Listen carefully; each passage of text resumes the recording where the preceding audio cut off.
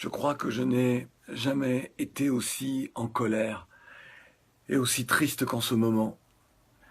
Moi, le descendant d'esclaves, dont les ancêtres furent déportés d'Africa pour être des bêtes de somme dans le Nouveau Monde, je découvre qu'en ce début de XXIe siècle, en cette fin d'année 2017, je découvre qu'en Libye, ce que nous redoutions, après les accords passés entre les uns et les autres, qu'en Libye, on est en train de vendre des Africains.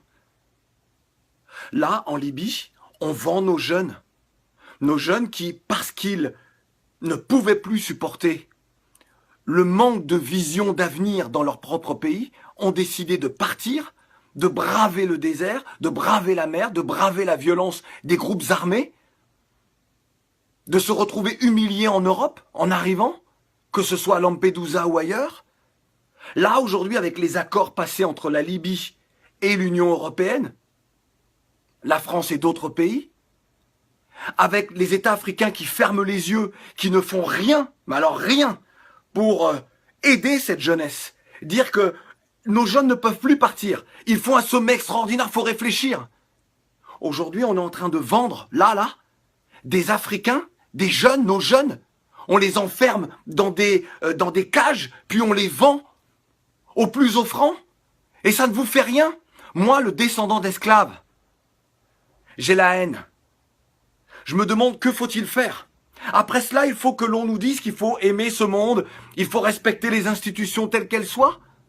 Alors que moi, je vais rester là, à ne rien dire, à ne rien faire, alors que, là encore, ce soir, un reportage de France Info nous montre ces jeunes que l'on vend.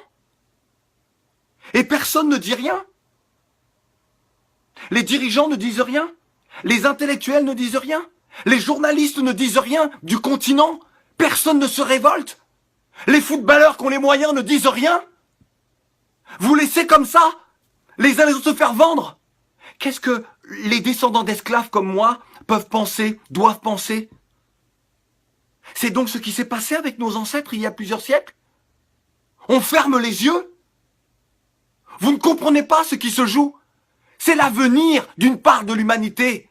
C'est l'avenir de toute l'humanité. Lorsque les êtres humains sont capables de vendre d'autres êtres humains, c'est qu'ils s'empoisonnent eux-mêmes. Ils se privent de l'humanité. Lorsque des personnes ferment les yeux sur cela, ils se privent de cette humanité. Ils rusent avec des principes d'égalité, des principes d'honnêteté, de respect de l'autre, de démocratie. Quelle démocratie?